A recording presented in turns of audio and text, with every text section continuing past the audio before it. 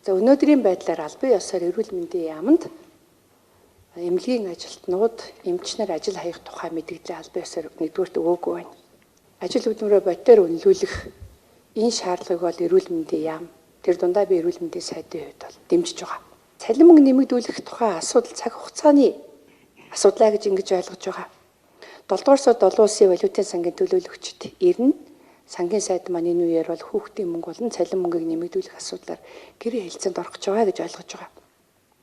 Үүний үр дүнд бол бид нар 10 дугаар сард ер нь цалин мөнгө нэмэгдүүлэх ийм боломж үүснэ хаа гэсэн ийм итгэлтэй хүлээж байна.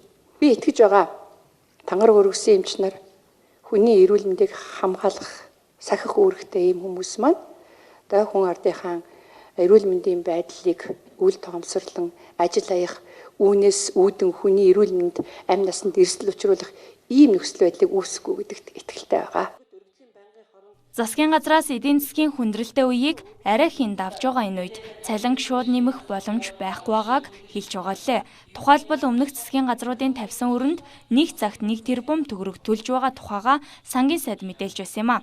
Харин эрүүл мэндийн сайд эмч эмнэлгийн ажилчдын цалин хөлсний асуудлыг эдийн засгийн хүнд үетэй уяад өнгөрөх биш нэмэх нь зүйтэй гэдэг байр суурьтай байгаа гэдгээ хэлсэн юм а. Мөн эрүүл мэндийн байгууллагуудын удирдлагуудад дотоод нөөц болцоогоо ашиглан орлогынхоо түвшинд нийгмийн асуудал цалин урамшууллаа нэмэгдүүлэх эрхийг өгсөн гэдгээ онцллоо.